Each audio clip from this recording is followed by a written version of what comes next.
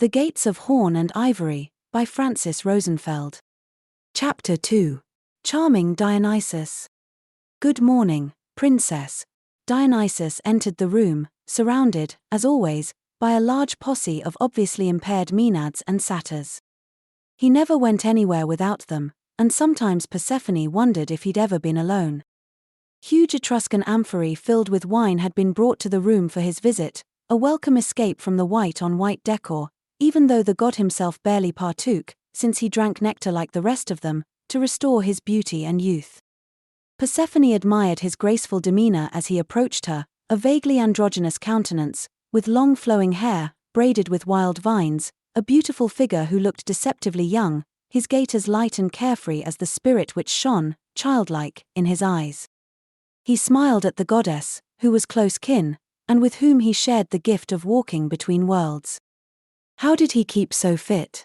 Persephone couldn't help but be amazed. When he was constantly engaged in this self-indulgent lifestyle, it obviously took its toll on his entourage, the satyrs who, she assumed, had never experienced sobriety, and the maenads who roamed the forests drunk and out of control, acquiring the strength and ferocity of wild beasts from the substances they consumed. Despite their abandoning all restraint, they all looked young and pretty, and she assumed Dionysus's disciples replaced them with fresh stock as soon as they started to turn ripe. You're a sight for sore eyes. More resplendent than ever, the latter took her hands in his in an effusive gesture of welcome, which Persephone knew was genuine, and this was the reason her encounters with Dionysus always warmed her heart. She was very fond of the god of wine. Did you do something different with your hair? It looks amazing. He continued schmoozing. What are you using for shine? A rosemary water rinse, as always, cousin, she giggled, pleased, and returned the compliment.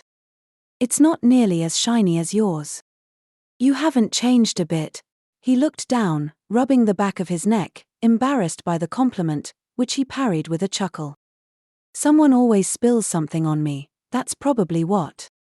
Have you had enough time to recuperate after your journey? I hear the field trip was eventful. Yes, thank you for asking. She made a slight hand gesture to a nymph, who jumped immediately, filled a large silver jug with wine and brought it, together with matching cups and a bowl of fruit, to the table. Please, sit, she smiled at her beautiful kin. Share a cup of wine with me. Dionysus jumped in a chair, where he made himself comfortable, lounging with his feet up on one of its armrests, before perusing the fruit offering, excited. Praise the gods! Pomegranates! Oh, I missed pomegranates. Where did you get pomegranates in spring, cousin? It's good to be the goddess of the underworld, it seems. Speaking of, how is Hades? Busy, thank you for asking, she smiled back at him, grateful for the inquiry. He was the first person she had talked to since she emerged from her winter habitation to ask about her life and her beloved. Not a dull moment, as you recall. Dionysus was wise and insightful, qualities he liked to keep cloaked under a childish, carefree demeanor, while he pretended to live for the moment in perpetual merriment. He had finished his pomegranate and was now holding the cup of wine in one hand, sipping its enlivening spirit with connoisseur nods, while his other hand twirled the caduceus. 5 maenads left the satyrs, who were enthusiastically sampling the various wine varieties in the large amphorae surrounding the room's perimeter, and were now curled up at his feet, like cats, addicted to his presence. On rare occasions, he allowed the mask to slip just a smidge, to let the dark abysses in his eyes show. One could fall into them forever and not find a bottom. That's what everybody went to find when they joined his practices, leaving behind all reason and propriety for just a glimpse of that closely guarded truth. He was the master of emotions, playing the feelings of the crowd like so many instruments, offering insight in the process, and sometimes desolation, all according to his whims and interests, and moving on to the next exciting endeavor with indifferent ease. So, what brings you here, my dear? Persephone smiled, relaxed by his indulgent demeanor and the fire of the libation. Work. He groaned, irked they had to return to such unpleasant subjects. One had to assume even a bacchanalia felt like work when it was mandatory. He sighed. The Dionysia is coming up. We need to go over the head counts, as they may be ensouled after the festivities. He put the cup down, suddenly serious. How many can you spare, cousin? How many do you need? Persephone asked, matter of fact. I was thinking maybe 2,000, he started the bid. 2,000, she gasped, shocked. What kind of party are you planning? Hey, I'm that good, he joked, then saw Persephone roll her eyes and continued, serious. There's been a war in Chios. We need to replenish the supply. She closed her eyes and quickly went over availability, making a mental list of souls she was happy to reassign. The wailing on the banks of the Acheron was becoming a nuisance.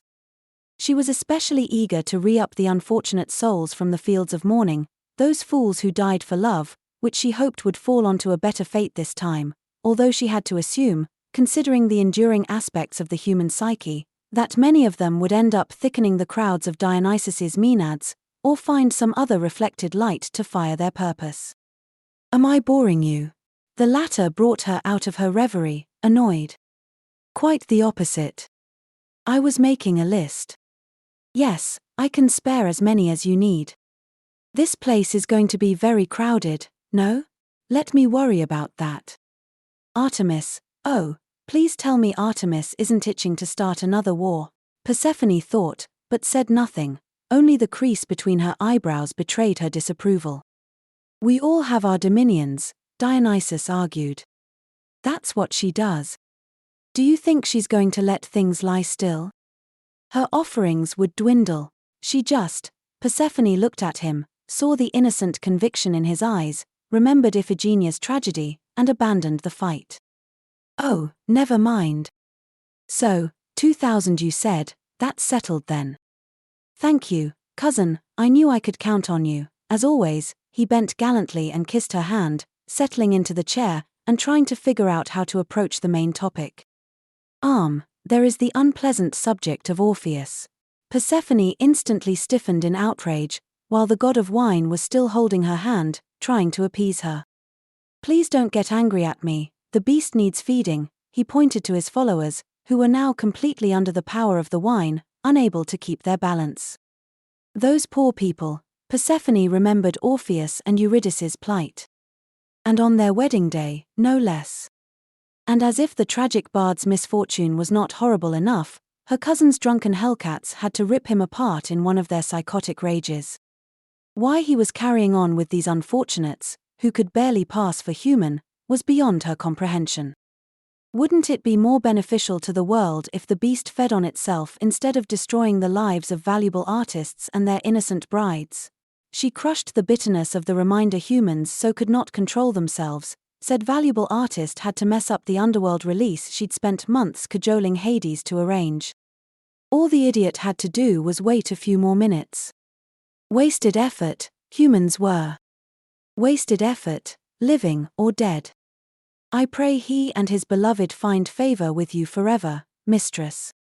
Your kindness and mercy are well known and celebrated in all the realms of reality, he continued. Not going to work on me this time, Dionysus. This is outrageous.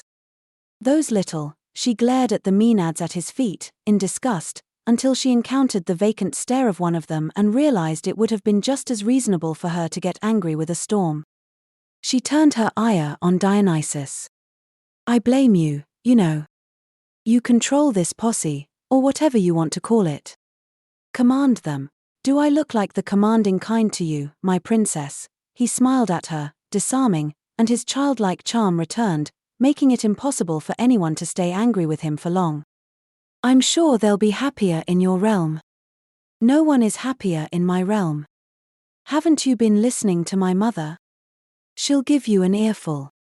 You are, he looked straight into her eyes, and his insistent gaze brought back happy memories of Hades, and her gardens, and the beautiful islands of the blessed. I'll ask Hades if we can grant them passage to the islands, but I'm not promising anything. After that monumental flop of a failed endeavor, he sat me down and lectured me about the predictability of human nature and the foolishness of trying to upend its laws. He's very upset about this, so you know, I don't think a second favor is in the cards. You may get lucky because Orpheus was a peerless talent and a devoted follower of the tonic gods. As am I, my queen. Dionysus kissed her hand again. As am I. I'll hold you in my debt for this, Dionysus, she morosely relented. Any favor you ask, the latter jumped, visibly relieved. You name it, it's yours. He refilled her cup and offered it to her, smiling. I'm not one of your maenads, cousin. It will take a lot more than a cup of wine to appease me. I am forever in your debt. He smiled, secretly pleased to watch her drink the wine he had offered, and planning on how to curry a few more favors before Persephone reached her outrage limit.